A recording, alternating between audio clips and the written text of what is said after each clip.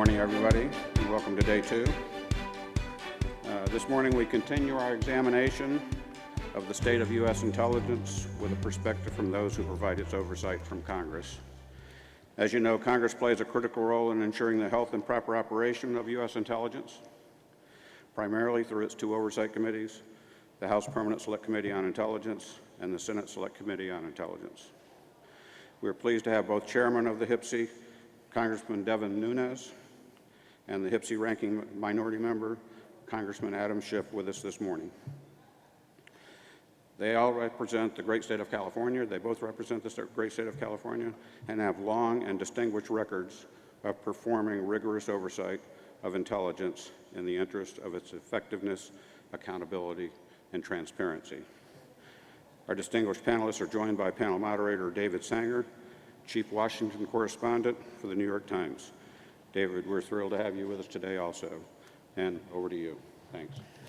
Well, thank you very much, and thank you all for coming out at this early hour of the morning. I'm looking forward to what will be a conversation of just under an hour because both of our panelists have to get to what I hope will be a pretty interesting open hearing on cyber that will have many of the leading intelligence agency heads, and I think including the Director of National Intelligence, Mr. Clapper, who was here, General Clapper, who was here yesterday. So I thank you both. As you heard in the introduction, we're fortunate to have both Devin Nunes and Adam Schiff with us, proving that the only oversight of the intelligence community can be done from the left coast. That's the rule. I want to get to the question of how you assess the quality of the intelligence you're getting now, what will be at the end of the week, 14 years since 9/11. So a great period of upheaval in the way that we both organize the intelligence community and the way we assess information. But let me start with this. When you look around the world and you see the assessments that come into you, we're in an odd moment, a true post-Cold War moment, where the assessment about what the biggest threats the United States are facing differ considerably. If you look in the National Threat Assessment that you get each January or February, it's, for the past 2 years, said cyber is the biggest threat. If you look at what the Pentagon would tell you, they would say a resurgent Russia under Putin is the biggest threat. If you look at the assessments that come from others who are more focused on the Middle East, they would tell you the rise of ISIS is perhaps the biggest challenge that we face now, although not necessarily one that can reach the United States. So I'd like to ask each of you to both tell us which of those you believe, but then more importantly, tell us what the fact that we're getting such a different assessment, what we should draw from that about the current state of how we assess intelligence about threats to the United States. Well, David, thank you, and I really appreciate the opportunity to be here with my colleague, Adam Schiff. This is what we try to do is, on the committee, just to the first part of your question, is we try to first start out to be bipartisan. We can do that quite often because it's behind closed doors, so we don't have a lot of the political banter that you'll see in public hearings that you see a lot of times on the other committees. So the politics, we try to leave and check in at the door. Because at the end of the day, this is one of the most important roles that we both play in this town and for the United States of America, to try to look over 17 agencies that is very difficult. Mr. Schiff and I looked at this as before we both came on. We wanted to build on what our predecessors, Mr. Chairman Rogers and Mr. Ruppersberger, and what we did is we actually divided the committee into 4 new subcommittees and tried to spread out the 17 different areas where we have jurisdiction to get our members more engaged. So we've had very active members on the NSA Cyber Committee, for example, and then we have a defense and overhead architecture, emerging threats, and then CIA. So we tried to divvy it up by the workload. And then we will have, Mr. Schiff and I will chair the kind of the big, important, maybe the first meeting of the week usually. And then we try to let the other committee chairmen do the rest, because there's just too much to cover. And that's how we break it down and how we view our role in oversight. I don't think you can actually rank, getting to your second question. I don't really think you can rank. I look at these in kind of equal buckets that at times are always changing and in times are working together. And I kind of see those buckets as you've got the whole overarching cyber problem, you have the Russia problem, you have the China problem, and then you have what I call the jihad triangle, which is ISIS, Al-Qaeda, and Iran. And as you know, and then you kind of overarching with all that is the cyber problem. So at times when you look at who are the bad cyber actors, well, they happen to be Russia, China, Iran, and even some of the ISIL folks, and then and then you have the nuclear threat with North Korea. So I don't think you can actually. And if you live at Sony, a cyber threat at North Korea. That's true, but I don't. And just finally finishing, when people ask, how is the intelligence community? I think too many people expect the intelligence community to be fortune tellers, and they think that they're going to predict the future. And as we all know, that's very hard to do. So, you just hope to have really educated folks, educated members of the IC can provide good education to our military, to our military planners, to our policymakers, both at the executive and legislative level. And through that, because we know that change is always going to happen, new bad things are always going to emerge, and you hope that you have some education level amongst all the people that I just named. Mr. Schiff?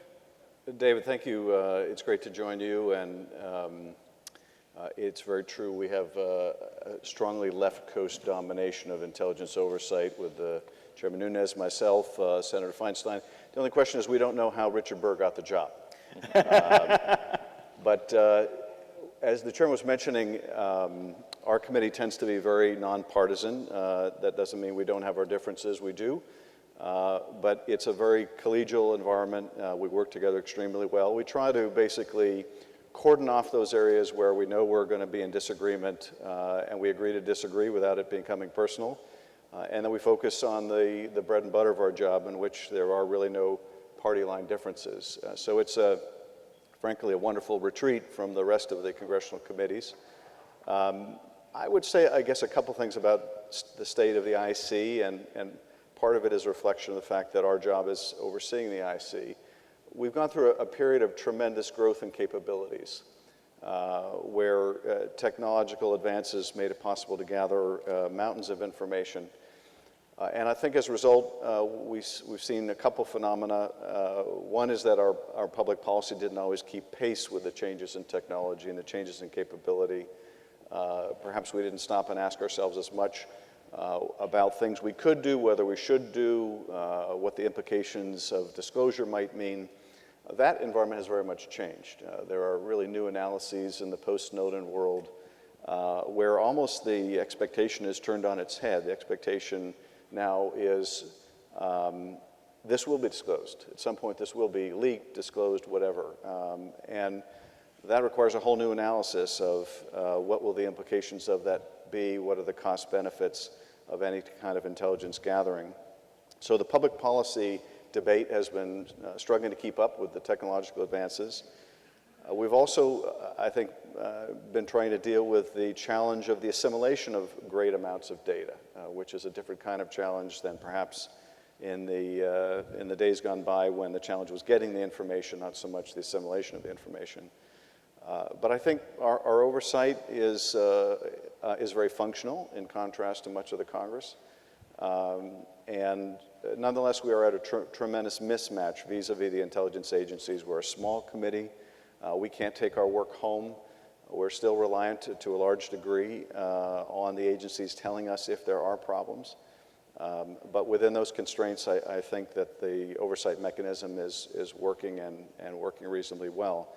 In terms of the threats we face, I always find it interesting when people talk about cyber as the top threat we face, as if cyber is just floating out there unconnected to any particular actor. Cyber, to me, is only relevant in the context of who is using the cyber weapon against us.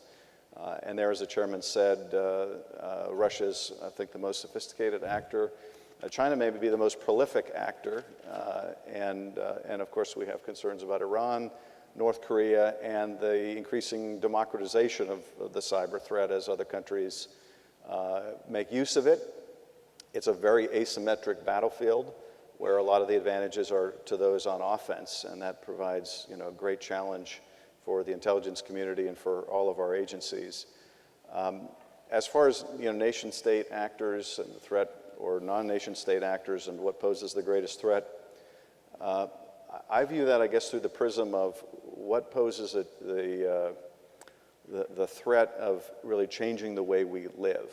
So when I look at ISIS, the threat from ISIS compared to the threat from Al-Qaeda, I have historically been more worried about Al-Qaeda because of their capacity to launch major attacks against this country, to bring down our aircraft, the continuing attempt to do the spectacular attack, because that could have a potentially transformative and very negative impact on the country in a way that the one-off kind of ISIL model attacks will not be transformative. So I have tended to worry more about Al-Qaeda.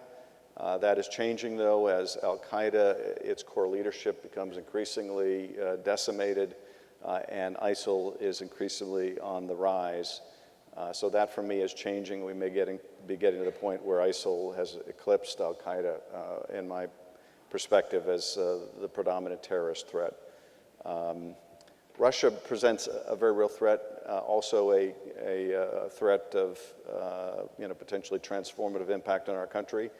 Should they miscalculate, should lead to warfare on the continent. And you have the same risk, although perhaps to a lesser degree, by China with its aggressive action in the South China Sea.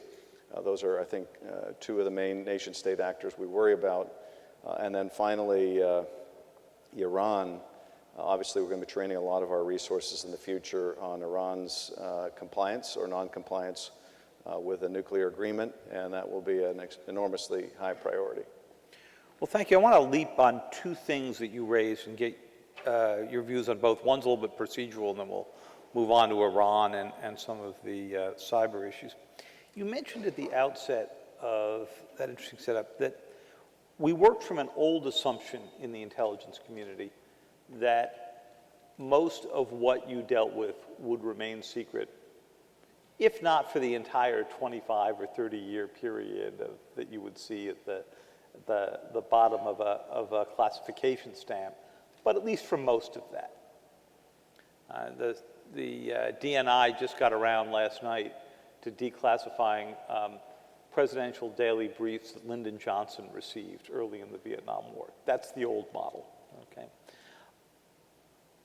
The CIA long went through a procedure of annual review at the White House that basically said, is this operation, is the data we're getting out of this operation, this effort, worth what we're getting if it got disclosed tomorrow morning on the front page of the New York Times or the Washington Post? And they went through that process. What we learned during the Snowden period is the NSA never went through that process until post-Snowden time. Tell us, just go one more beat about how that is changing what you're seeing happen in the culture. Is there now an underlying assumption that even the deepest secrets may only have a shelf life of a couple of years? And how does that affect one's thinking about how to measure risk? Well, if you look at, if you still go back to sources and methods, which is what we, most importantly have to protect, I still think there's been an over-reliance on technology. And so even though it's changing rapidly, and we have to have it, and we have to continue to improve how we use technology and data, you can also over-rely on it. And I think there's nothing better than good old-fashioned human intelligence gathering. And it's going to be more difficult to gather human intelligence, and it is the hardest thing to gather, but a lot of times it's the human intelligence that enables better technologies, new technologies, or even discovery of what adversaries are doing. You know, I think that the allegations regarding Angela Merkel's cell phone, and I can only say allegations, were a real tipping point in terms of compelling policymakers and members of the IC to think long and hard about the risks of disclosure, the risks of relationship with allies, the risks obviously to sources of information, most acutely human sources of information from disclosure, but to think in really new and different terms about the cost-benefit analysis. Because I think one of the dynamics that has really changed post-Snowden is the conversations that traditionally have taken place between the media and the intelligence community. When the media has a story and they go to the IC and say, we're going to run with this story, and there's a discussion about, okay, what impact would that have, and the newspaper's willingness to effectively self-censor, not publish out of the public interest. I think that dynamic has changed. You may be in a better position, I'm sure you are, David, than I am to speak on this, but my perception is that post-Snowden there's such a rush to publish. There's such a sense that if we don't run with this, some other paper will. We'll get scooped. That it's a very different dynamic now. And you know, from the press perspective, that may mean that may be ascribed to less confidence or trust in what the government represents would really do damage to the government. But the bottom line, I think, for the intelligence community is a much greater expectation that things are going to be published. And of course, the celebrity, for lack of a better word, that's been attributed to Snowden encourages other people to make disclosures. And this is a grave challenge. We can't have an intelligence community where people can unilaterally make the decision even when something is lawful that they disagree with the policy and they're simply going to make it public. So it's a tremendous challenge. I think it does affect what the IC does. It does affect our expectations about how long things will remain confidential, and you know, puts real constraints, some which may be useful, others which may ultimately be harmful in terms of national security. You know, I think those conversations between the Times, the Post, and others in the intel community, since I'm frequently, you know, find myself in the midst of them, those haven't changed all that much. There's still a very good dynamic back and forth. But the difference is there are many more media players now. So, you know, while the Times or the Post or the Wall Street Journal might call and have a serious conversation with the CIA or others about whether publication of something would result in sources and methods being revealed and so forth, WikiLeaks isn't going to have that phone call, or a blogger is going to have that phone call, and probably wouldn't get that phone call returned. So there's sort of the game's being played at a far more complex level, I think, than it probably was in the old days. But you raised at the end there the concern that some in the intel community have about whether their own dissents are heard, whether they do this in and out of channel. And one of the questions we've gotten up here early goes direct to that, which is to ask you both to comment on the news reports, which appeared in the Times about a week ago, on Monday, that intelligence assessments of ISIS have been altered at various points. This was mostly within the DIA, to downplay their strength. And when I read that story the other day, I was thinking to myself, this is the same debate that played out during the Pentagon Papers in 1969, where a history of the Vietnam War suggested that the government had overestimated our success against the Viet Cong, except we were seeing this played out now in real time with the ISIS struggle. So when you read something like that, and maybe you've already had some discussions with the intel community on that, tell us a little bit about that dynamic. Well, obviously, we're clearly concerned about the politicization of intelligence. And it's long been a political football that there's always accusations of the politicization of intelligence. But I've said for a long time, I've never viewed Al-Qaeda as on the run. And, it makes for good political rhetoric. It makes for, giving, people, the American people who don't want to be fighting wars, it makes them feel good. But at the end of the day, we still have enemies out there, and the enemies are growing. And so I wasn't surprised, actually, by the story or by I was surprised, actually, that it sounds like now there's whistleblowers that are coming forward on these assessments. There's an IG investigation, I think the story said, yeah. Yeah.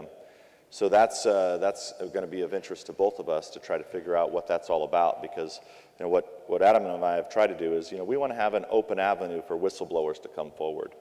And it has not been easy in the past for whistleblowers to come forward. Well, in this particular case, obviously some of the whistleblowers came to my colleagues at the Times, but was this a case where the whistleblowers did come to the committee or could have come to the committee?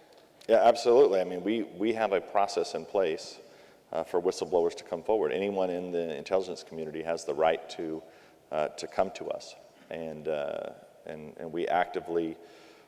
Sometimes it's not even whistleblowers, but I think both Adam and I, we meet with people when we travel or even here in Washington. So I think our doors are always open to people within the IC to come with complaints. David, I would Sure. say on that, well, first of all, thanks for the refresher on the Pentagon Papers case, because I took a class from Daniel Ellsberg when I was in college, but it was at 8 a.m., so I slept through most of it. That's what most people are doing right now with our discussion. That could be. Well, we started at 8:15, and we gave them 15 minutes of caffeine, knowing you guys were going to be out here. So Excellent, excellent. But, I think the chairman's point is exactly right. We have made every effort to make it possible for whistleblowers not only to communicate with us, but to have avenues within the IC to raise concerns so that they don't feel they need to leak information to be heard. That's not to say that on policy differences that we're necessarily going to agree with someone who disagrees with the policy of the intelligence community, but we do need to make sure that there is an avenue available for dissent, for any concern over a wrongdoing or failure to adhere to the guidelines or politicization of intelligence.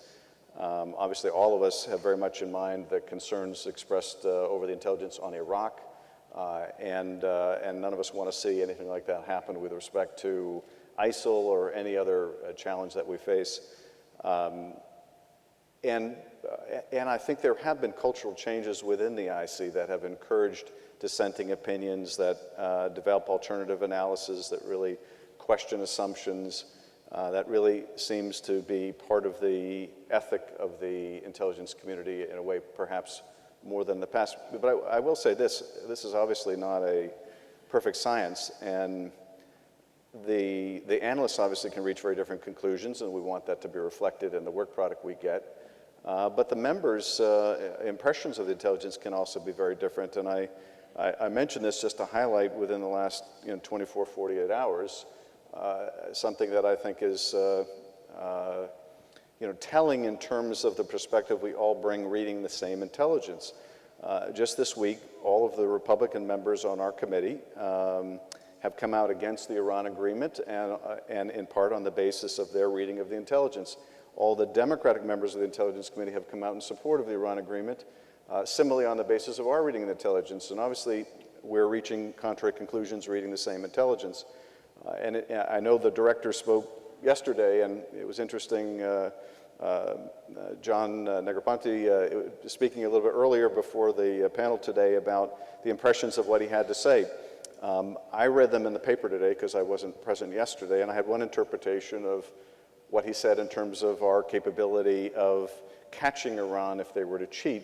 But people who heard him may have a completely different impression of whether it was likely or not likely we would catch them. So this isn't obviously a perfect science, but we do want to hear those range of opinions within the IC and what level of confidence the IC holds. And I have a lot of confidence that we do get that range of opinion. Well, you've provided us the perfect segue into just that topic. So I was out in Vienna for the end of the Iran talks, and we spent a lot of time with Secretary Moniz, the Energy Secretary, who you've heard a lot from, and who, of course, ran the nuclear nuclear engineering department at MIT for many years, and I think has come to you folks with a fair bit of credibility as a result of that. His assessment, his public assessment on this is, if the Iranians are engaged in activity involving nuclear materials, our chances of catching them are extraordinarily high because the technology of finding even trace amounts is now so good. It gets hard to hide that. If, on the other hand, they are going back and doing what the IAEA is supposed to be sorting out with them, weapons design, triggers, the kind of work they may have done at Parchin, and so forth, that's much harder to suss out because it doesn't leave a radioactive trace. You've got to get to the human beings. You've got to get inside the university labs that are being used for these purposes. So as you look at these intelligence assessments as you move to your vote, and I know the two of you are in very different places on this, and let me start with you, Mr. Chairman. Give us your assessment about what kind of thing we're likely to be good at catching, what kind of thing you're worried about, and how you balance those two as you came to your determination to vote against this deal. Well, I think what you really have to do is back up a little ways, and you have to first start with, should we have ever been at the negotiating table to start if part of being at the negotiating table meant that the Iranians were going to keep any of their nuclear weapons at all or any of their nuclear capabilities at all? And my answer would be no. If the Iranians wanted to come to the table and they agreed to, immediate inspections always and, completely getting rid of all nuclear capabilities, then I would have went to the table to negotiate. But without that, I wanted to see more sanctions. So, I realize that, to your point on, technologies are always changing, and, perhaps the technologies are better than they once were. 10 years ago when North Korea, when we thought they weren't going to have a nuclear weapon, and then they did develop a nuclear weapon. I guess it's been more than 10 years ago now. But, the fact of the matter is technology also changes for the bad guys too. So we don't know what technologies they're developing to hide their development of nuclear capabilities. So I would argue that... So you think the original sin here was abandoning the Bush administration rule, which even the Bush administration varied from in its last years, that not one centrifuge can spin? That's right. That would be my position. And I think most of the Republicans who are against this proposal, that would be their position. And I think I would go further to say that, we really see this as a gamble. And if you look at what, President Obama, I think if I understand his position, it's that we're a lot better off having these folks at the table, having some inspections, and that perhaps over time, us discussing and being at the table with these with the mullahs is going to ultimately lead to some downfall of the regime. I just think it's a big gamble to take. So, Congressman Schiff, if the administration response to what you just heard from the chairman has been, yes, in a perfect world, we'd love to see not a single centrifuge spin. But we don't live in a perfect world. And we're much better to get 15 years with a small number of centrifuges spinning. And had the Bush administration not stuck to the position that the chairman just laid out, you might have had a deal in 2005, 2006 to have a few hundred spinning, and we'd be in a lot better shape than we were today. So I'm asking you the same question. You look at the same assembly of risks, the same intel picture. Where do you come out on that? Well, I guess I start out from a different perspective. As you point out, in the early Bush administration, they had 160 centrifuges, and had we gotten a deal then that required them to diminish that number by 2/3, they'd be down to about 50 centrifuges instead of 5,000 under this deal. Nonetheless, you know, my hope certainly at the beginning of this negotiation was that if Iran was allowed to have an enrichment capability, it would have been a token one for the purpose of producing medical isotopes. The fact that they'll have a modern, very fast and efficient and internationally legitimized capability after 15 years is a bitter pill for me to swallow. But that begins to look good when you compare it to the alternative. And the alternative is we go back to where we were before the interim agreement, where they had thousands of kilos of enriched uranium, where they had close to 20,000 centrifuges, where there are no limits to when they could bring on a new generation of centrifuges, no limits to reaching that modern fast enrichment capability much sooner than 15 years.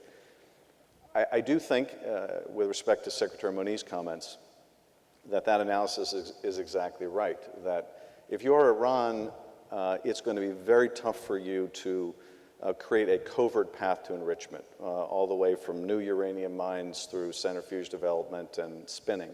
That's, I think, nearly impossible, given the vigorous inspection regime, given our intel capabilities. I don't think they can develop an alternative pathway of enrichment.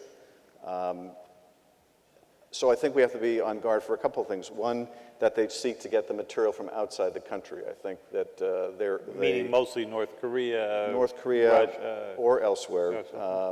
I think that is a still very difficult proposition for Iran, but perhaps not as difficult as creating the entire covert pathway of enrichment. Where they're much more likely to cheat, though, in my view, unless they make the decision, we're going to break out, which I don't think they've made the decision.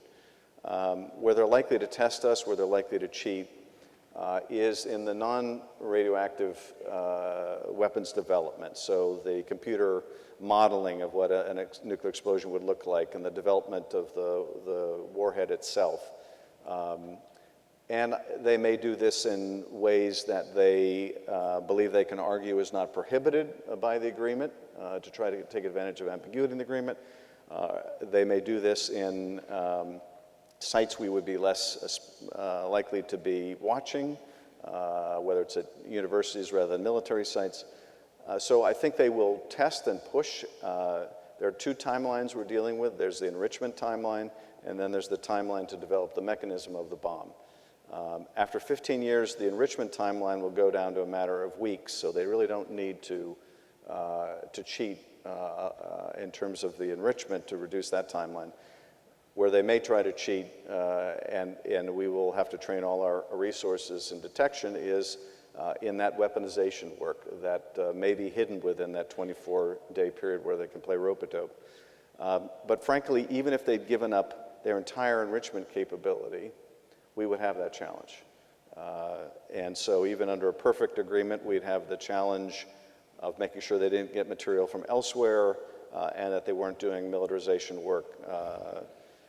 And, you know, we have much better capabilities than we've had in the past, but we are not, you know, omnipotent in our ability, and therefore there is risk.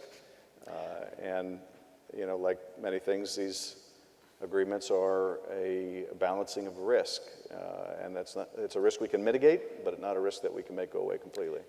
There's a theory afoot in the intelligence community that the supreme leader in Iran is going to have to buy off the IRGC for the fact that if this agreement goes through, it seems likely, they're going to have 15 tough years on the nuclear program. Whether they cheat or don't cheat, their activity will be restricted. They're brought down to 300 kilograms, assuming that they stick with it.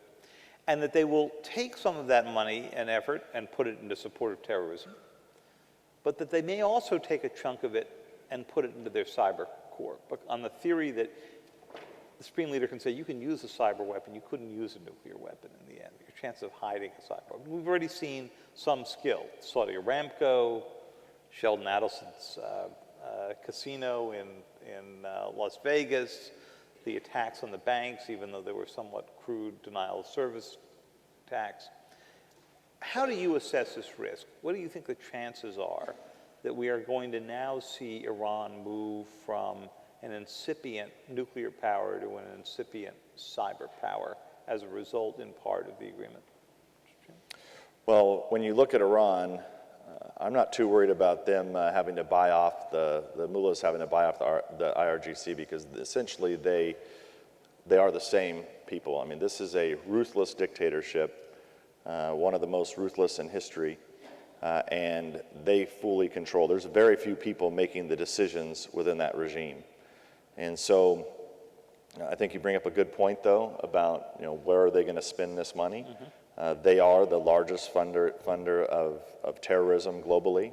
When I talk about, I think it's always important for people to understand, and I try to define it as this jihad triangle, because you've got Al-Qaeda, ISIS, and the mullahs in Iran that people think, oh, they're always fighting because they're different religions. But in fact, we know for a fact now that at times the Iranians have actually harbored Al-Qaeda and sheltered Al-Qaeda.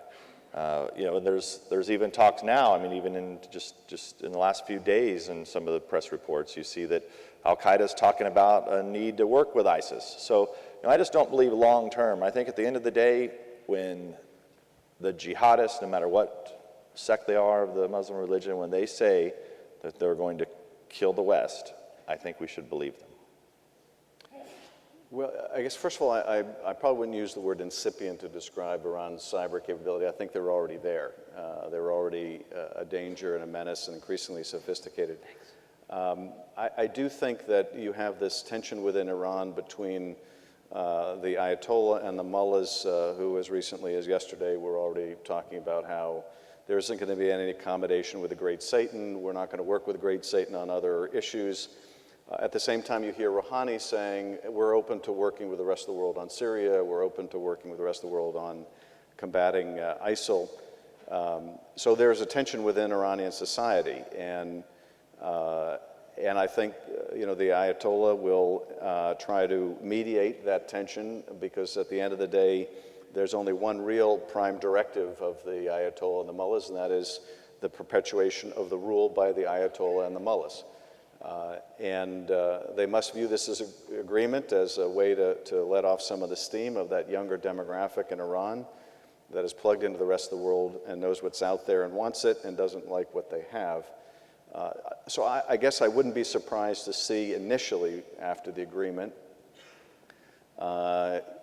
the mullahs and the IRGC flex their muscles to show that this isn't going to be a sweeping change in their philosophy. The revolution isn't over. And we're going to have to push back hard. I think what I've been advocating with respect to the agreement for some weeks now is, rather than reject it, we need to figure out how we can strengthen the constraints on Iran in the agreement and mitigate the risks in the agreement. And I think that means forming a much more effective alliance with the Gulf states. Iran spends about $15 billion on its defense. The Gulf states spend about $130 billion. But they don't spend it as cost effectively, and they don't spend it in ways that really are effective in pushing back against Hezbollah and Hamas and the Shia proxy forces. And I think we have to work with them to much more effectively do that. Let's turn to a few more of the very good questions we've gotten here from the audience on a few cards, because we've got about 15, 20 minutes left. One here is, if you could discuss the threshold by which, in your view, the intelligence community would share and declassify intelligence information with industry on cyber threats. Now, this is a big part, of course, of the cyber bill you've been trying to get through. But this not only requires declassification, it requires huge speed at doing this.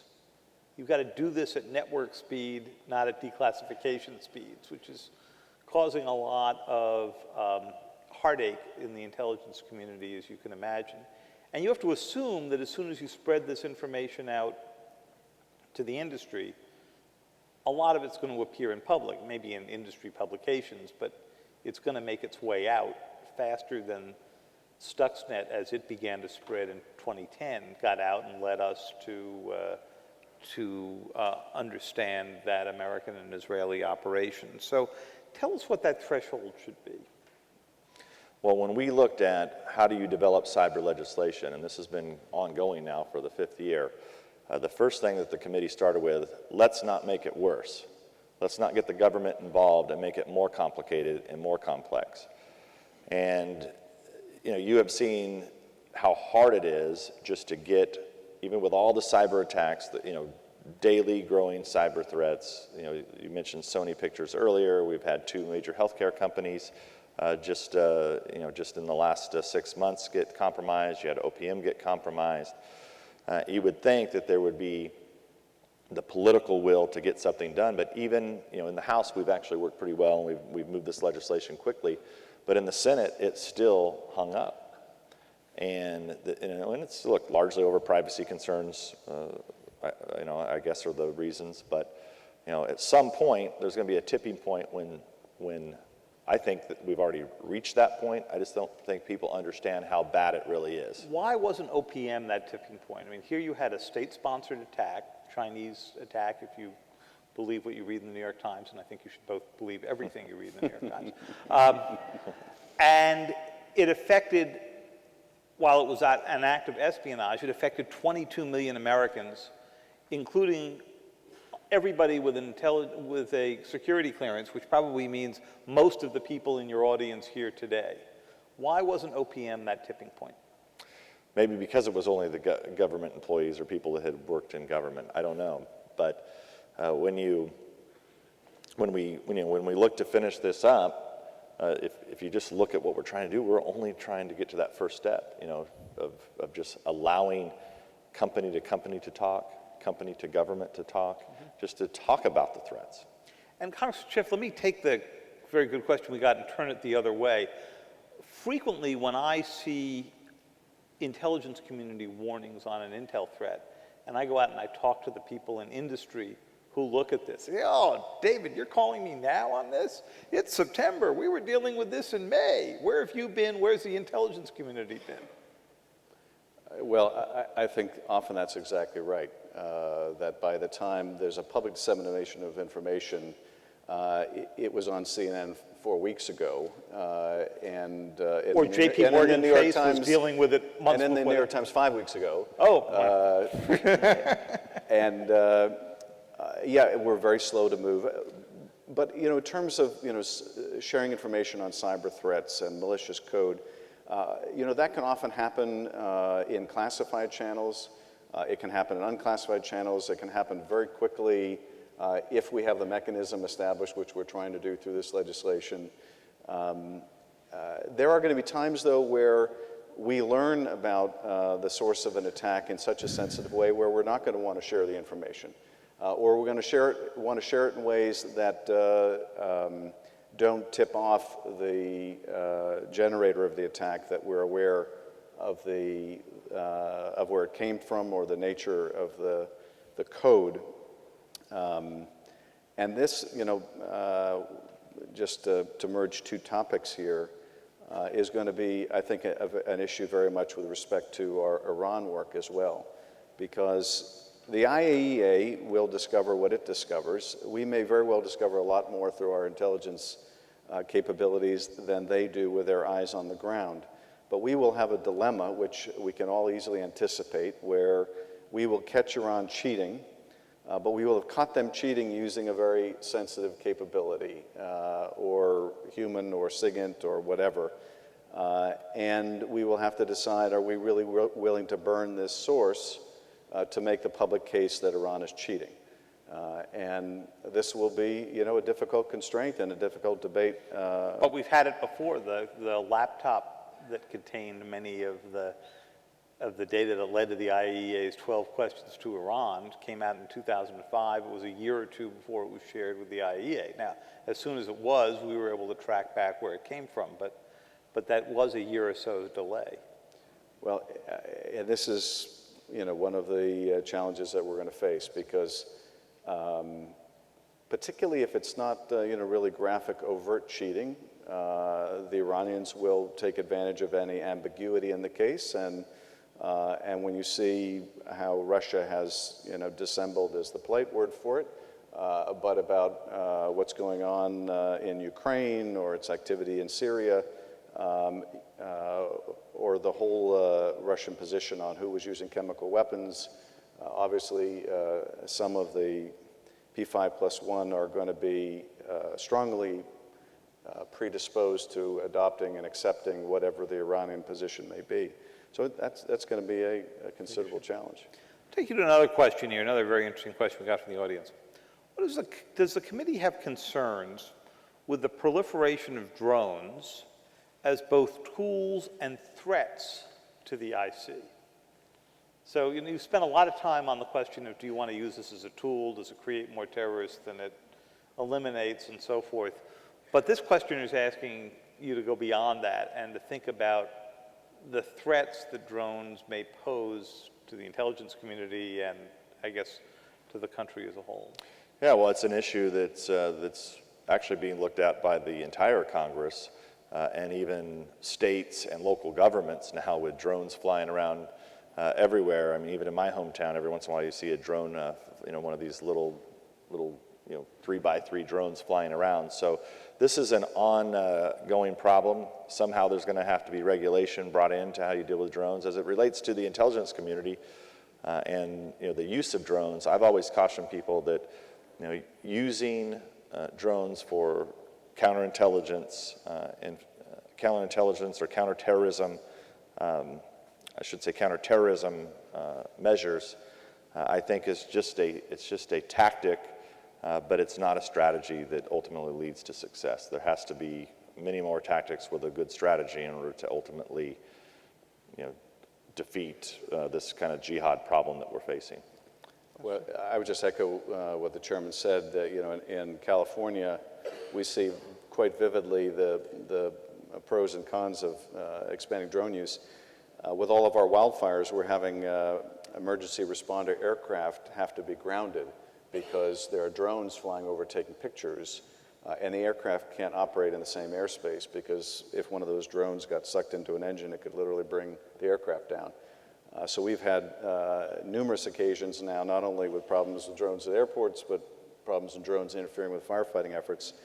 In terms of the intel world, one thing I think we have to be very mindful of is, obviously, we may have been the leaders in this technology, but we're not the only ones utilizing it now, which poses not only challenges to our own intelligence community, but it also tells us that we have to be very aware of the fact that whatever rules we establish with our own use of drones,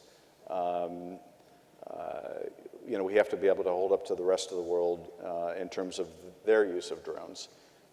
And you can easily see how this technology might be terribly misused by other nation states, both in terms of surveillance, but perhaps even more pointedly in terms of a platform for lethal fire. Congressman Nunes, a question directly to you from somebody in the audience who said, you mentioned that human intel is the most important and the most difficult to gather. As far as the ISIL-AQ threat goes, what is the intelligence community doing to increase the ability to gather this intel? Now, this is a very difficult issue because frequently what we've had to do is rely on partner agencies, to do this.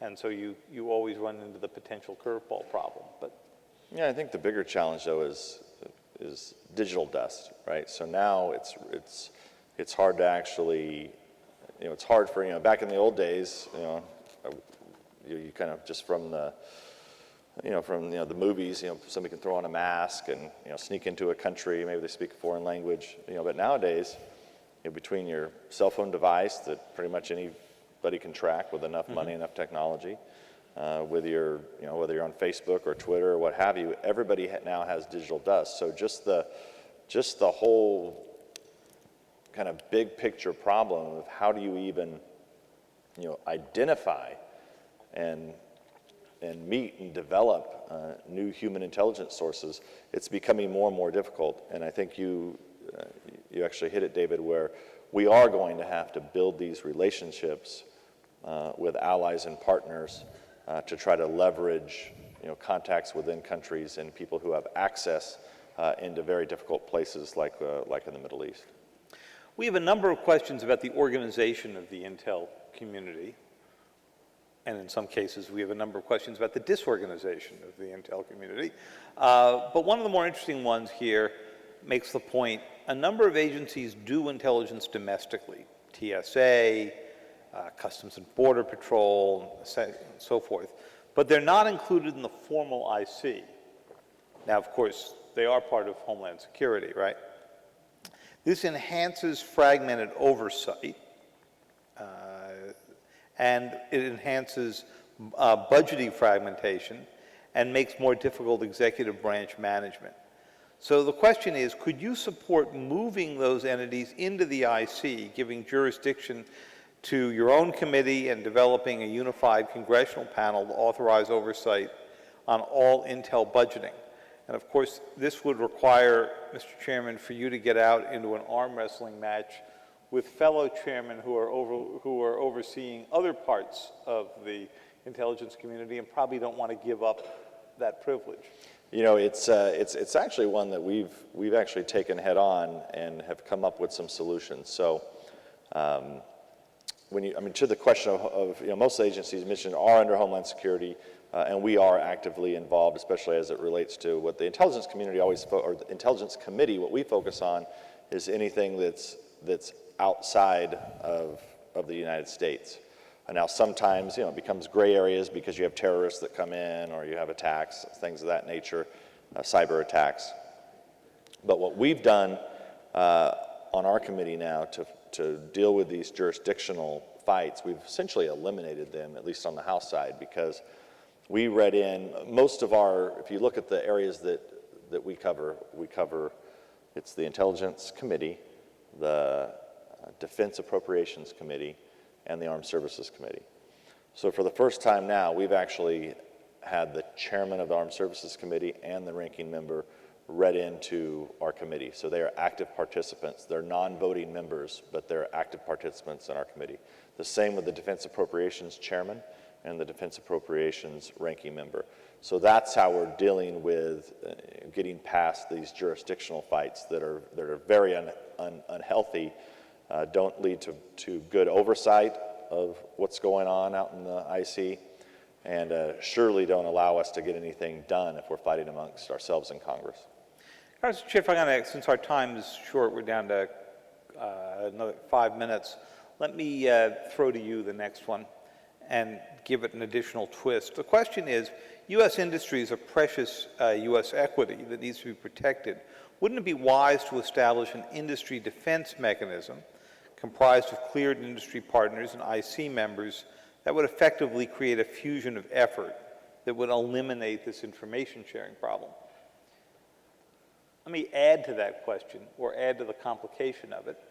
We just wrote the other day about two major American companies, Microsoft is one of them, Apple is another, that are basically at war with the U.S. government on the question of encryption, because they know that if they can't protect and encrypt their users' data,